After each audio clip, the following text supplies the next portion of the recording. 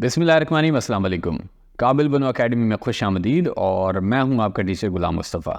Series चल रही है C++ की और आज एक और वीडियो लेके आपके सामने हाजिर हैं।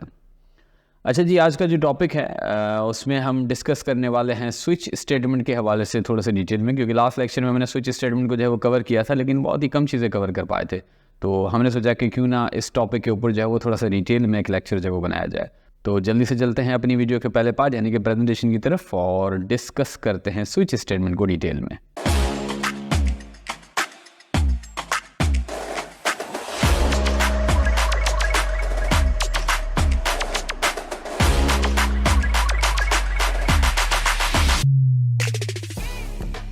अच्छा जी, तो हम प्रेजेंटेशन की तरफ आ चुके हैं और ये हमारे आज के एजेंडास हैं जिसमें हम स्विच स्टेटमेंट, उसके से रिलेटेड जो कीवर्ड्स हैं, ब्रेक और डिफ़ॉल्ट, उनको डिस्कस करेंगे। देन सिंटेक्स और एक आधा एग्जाम्पल को भी कवर करेंगे। तो सबसे पहले switch statements.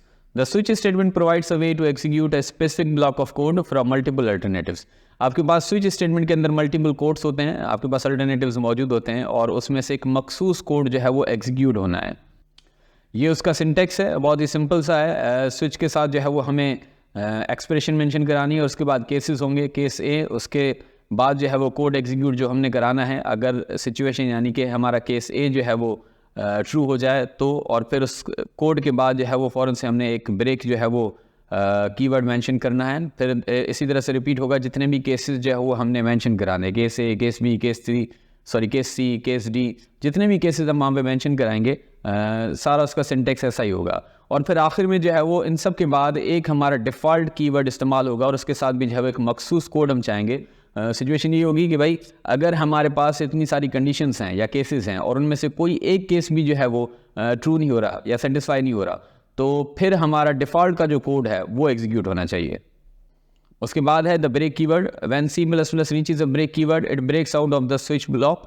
When a match is found and the job is done, it's time for a break, there is no need for more testing.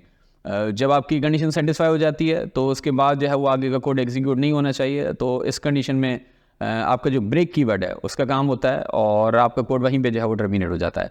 जैसे कि आप नीचे कोड के अंदर देख रहे हैं कि स्विच के अंदर जो है वो हमने एक डे वेरिएबल बनाया है और केस 1 केस 2 यहाँ पे हमने रखा हुआ है और हमने ऊपर जो है इस डे की वैल्यू 2 रखी हुई है। तो जब 2 पे आएगा तो ट्यूसडे आउटपुट के तौर पे आना चाहिए और वहीं पे हमारा कोड जो है वो टर्मिनेट हो जाएगा।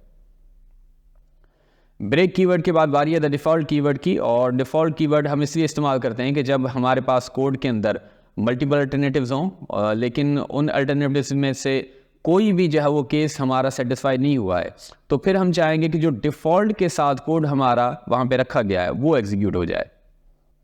ये एक बहुत ही छोटा सा एग्जांपल है जिसके अंदर हमने एक वेरिएबल बनाया है डे, जिसका डेटा टाइप जो है वो इंटीजर रखा है, इनिशियली वैल्यू दी है 4 और स्विच के अंदर हमने उस वेरिएबल को जो है वो मेंशन करा है, डे वेरिएबल को मेंशन करा है। फिर केस 1 2 3 4 5 6 7, ये लगातार हमने 7 केसेस यहाँ पे मेंशन करवाए हैं और उसके अगेंस्ट में अगर केस 1 होगा तो मंडे आना चाहिए, केस 2 होगा तो Tuesday, Wednesday, Thursday, Friday, Saturday and Sunday, इसी तरह से हमारा कोड जो है वो एग्जीक्यूट होना है। तो जी ये तो हमारी प्रेजेंटेशन का पार्ट यहाँ पे कंप्लीट हुआ। अब जल्दी से अपने आईडी की तरफ चलते हैं और आज के इस प्रोग्राम को, एग्जाम्पल को जब एग्जीक्यूट करते हैं। जी तो आईडी की तरफ आ चुके हैं, तो स्टार्ट करते हैं। सबसे पहले बफर include IO stream, then using namespace STD, और फिर मेन मेथड बना के उसकी बॉडी के अंदर हम सबसे पहले एक काम करते हैं कि एक वेरिएबल क्रिएट कर लेते हैं डे का, और इनिशियली वैल्यू उसको 4 दी है एंड फिर स्विच के अंदर हमने डे वेरिएबल को लिख के और बॉडी के अंदर उसके केसेस हम डिफाइन करते हैं। सबसे पहले केस 1 और फिर केस 1 के बाद कॉलन के साथ सी आउट के अंदर मैंने प्रिंट करा दिया मंडे,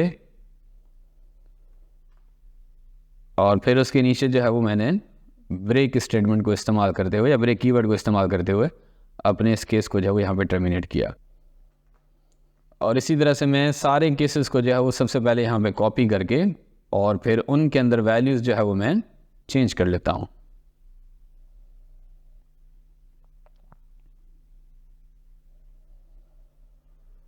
और फिर 7 केसेस के बाद मैं एक डिफ़ॉल्ट कोड भी लिख लेता हूँ कि अगर इनमें से कोई भी ऑप्शन ना हो तो फिर डिफ़ॉल्ट स्टेटमेंट प्रिंट होनी चाहिए, नंबर आउट ऑफ रेंज। ये प्रोग्राम हमारा बन गया, इसको एग्जीक्यूट करते हैं और ये आप देख सकते हैं कि हमारा आउटपुट आ चुका है आपके सामने। जी, तो आज की वीडियो में बस इतना ही था। इंशाल्लाह अगली वीडियो में फिर आपसे मुलाकात होगी। तब तक के लिए इजाज़त दीजिए। अल्लाह हाफ़िज़।